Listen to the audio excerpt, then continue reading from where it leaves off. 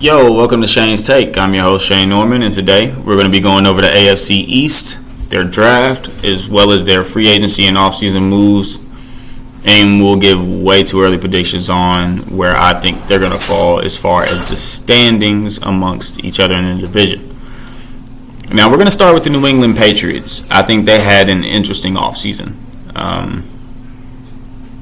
It is interesting because it's casual, but I think it was a healthy one. I think they know who they are as far as their identity and what they want to do. They went out and got Mike Gesicki after losing Jonnu Smith at the tight end position. Then they went and got James Robinson. And I love that addition alongside Ramondre Stevenson, especially considering the fact they lost Damian Harris. But James Robinson also gives you that dual threat out of the backfield. I just think the injuries have kind of crippled them. Then they went out and got two tackles. They got Riley Reif and Calvin Anderson. After losing Isaiah Wynn. Isaiah Wynn gave up a fair amount of pressures and sacks last year. So I know that was a place where they wanted to improve. They also lost Jacoby Myers. And that's pretty much it. They went out and got Christian Gonzalez in the first round of the draft, which I love that pickup. He's a corner that can line up anywhere. Long, athletic, and he plays the ball well.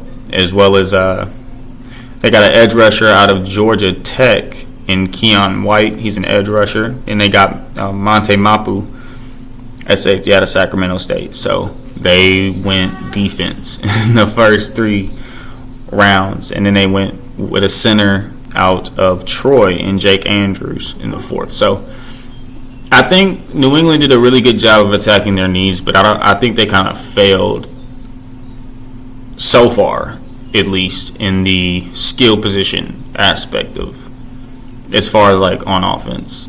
So I think this is going to be a run first team, and if that's the objective, then they achieved it. But on to the next. I have the Miami Dolphins. They had a very interesting offseason. They went and got Braxton Berrios, Mike White as a backup for Tua Tagovailoa, considering the fact that he will probably end up injured or out at some point this season. They also got Jalen Ramsey at the other cornerback position. It's going to be really hard to throw against them with Kevin Holland, Xavier Howard, and Jalen Ramsey. That's going to be difficult. They also picked up Bradley Hubb last year, who I anticipate having a much better season. They have a good pass rush. They've really just loaded up. They got Deshaun Elliott at safety. They got David Long Jr. at linebacker. I think that was one of their weaker positions last season. They also went out and got Cam Smith out of South Carolina in the draft. He's a cornerback in the second round. As well as addressing the running back room, which I like their running back room, but it's always nice to draft a good running back in the third round with Devin Achane, running back out of Texas A&M. So pretty good offseason for them. I think they're a team that just healthy quarterback play is what hurt them. And assuming that he's healthy, hoping that he is, the Dolphins will be a team to be reckoned with. And this will be a very exciting division because of it. But on to the next team that I have, and that's the Buffalo Bills. They had a confusing draft to me. I've been trying to figure out why they went tight end in the first round, considering they have Dawson Knox. But maybe they see decline, or maybe he's injured too much. I'm not sure. But they went and got Shaq Lawson in the free agency at DN, Damian Harris, and that's about all your notables. They lost Isaiah McKenzie and Devin Singletary, so replacing them with Damian Harris is good. I also liked Cook as well. I liked him from what I saw last season. But they went and got Dalton Kincaid in the first round of the draft, a tight end out of Utah. Good tight end. Just Thought they could have went other places with that pick, but they also lost Terrell Edmonds. Well, not Terrell Edmonds, Tremont Edmonds, their middle linebacker. I believe he went to Chicago. So that would have been a place where I would have addressed that maybe in the first as opposed to third, but maybe they saw something I didn't. So yeah, I don't think the Bills moved the needle at all in the draft or free agency. I think they kind of pooed the bed, as you'd say. So next we have the New York Jets, who did not shit the bed. They actually had a phenomenal offseason to me. I mean, as far as all they needed was just a quarterback that can put the ball in the end zone. They went and got Aaron Rodgers as well as Alan Lazard. Mecole Hardman, that's a good pickup. It adds a lot of speed there to go along with Garrett Wilson. They also got Randall Cobb, who's a good vet. They went and got Billy Turner, who's an offensive lineman that you can put in different spots, as well as Chuck Clark. I love that pickup at safety.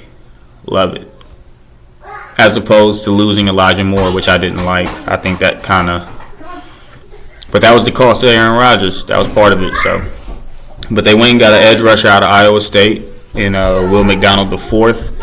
I think that to go along with what they already have on that line, especially in the interior with Quentin Williams, is going to be dangerous and special. I think throwing on them gives... I mean, it's so hard to throw on them that it'll give the D-line. That D-line will always have time to get to the quarterback. So, and they do a really good job of stopping the run. So, super exciting team to look forward to, man. They went and got a center in the second round, which I like. Protect Aaron Rodgers. They got him out of Wisconsin. His name is Joe Tippmann. So, I'm interested to see how they... Ooh, sheesh. I'm interested to see how that pans out. I think